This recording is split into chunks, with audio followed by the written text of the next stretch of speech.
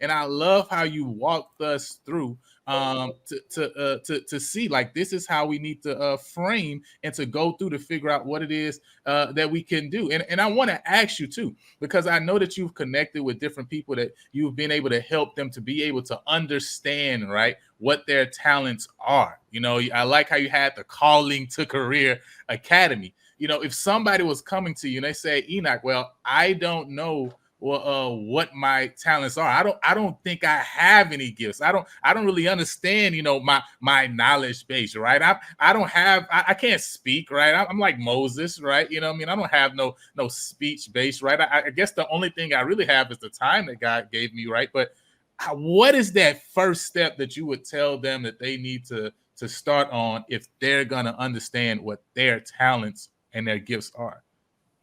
Yeah, well, one of the first things is an exercise I take my students through, and I go over it in our evangelistic business challenge. Is Mm, in this talent framework, I have several ways that I teach it. Sometimes I share it with my story of discovering each talent. Sometimes I share it with the different ways that you could sell or start business models or sell things relating to each talent. And then I've got trainings where I show you if you have the one talent, like the man who said, "Oh, I just have one talent," or "I have no mhm, talent," or the biggest issue that I would say with people is not that you don't have any talents, is that you don't value the talent that God gave you. Because if people are saying, "I can't speak," it's like you have a mouth. God gave you. All of us have the ability to communicate. mm. Helen Keller was deaf, dumb, and blind. She wrote books. She communicated to the masses, and she inspired millions. Yeah. And it's, don't tell me that you can't communicate. When I first Mm. started speaking, I can tell you my first sermon was shaky. It was embarrassing. I was stuttering. I was like Right. awkward. I was flipping a pen and dropping it. I literally like ripped off some dude's sermon and I transcribed it all and I read it verbatim. I even say it his corny phrases, but I didn't know what I was doing. But you And started though. I started and I just used what I had. And literally I invited all my friends, family, teachers. I got a list of every teacher I ever had from Mm. kindergarten to I think I was a junior in high school at the time. And I invited them to my first sermon. I said, "Hey, I just gave my heart to Christ. I'm invited to speak at my church. I want to invite you." I invited Mm. my vice president, vice principal. I invited the biology teachers who taught me That's evolution. awesome. I invited everyone. And this little church was packed. That's When I first awesome. started, there was a few people coming, but when I spoke, it was almost standing only, and Mm. I was so embarrassed. And I was trying to preach for like an hour and 40 minutes, but I ended up going for 2.5 hours because I didn't know how to Wow. stop. I didn't know how to like shorten it. And I tell you this because it's like I had my friend who I told him, "Hey, whenever you hear this certain cue, I want you to say amen." And he's like, "Okay." But my friend had a hard time staying awake, so he's just like over there sleeping in the pew, and I say the cue, he's like, "Amen." And That is so awesome.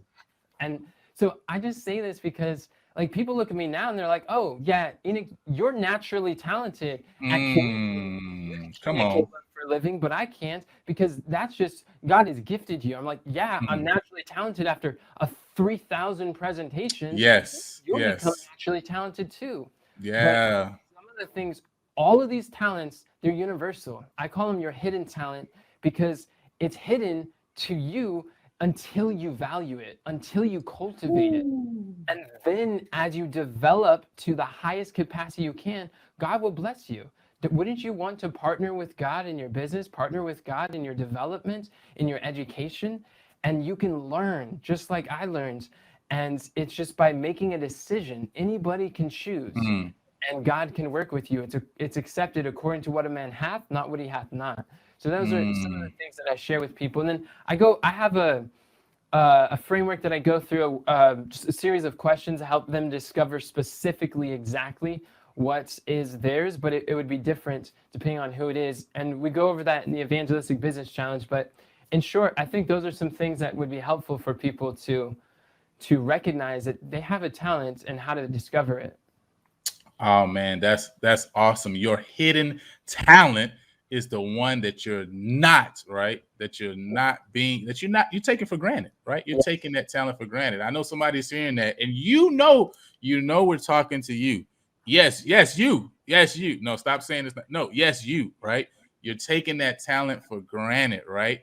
Once you realize that this is a gift from God, then you can cultivate it. Even Jesus said, he told the Father, give me a little bit more time, right? And let me dung this tree about, right? He wanted to give more time to cultivating, right? So start cultivating that talent, and you will see that it could grow to be something great for you that God could use you for.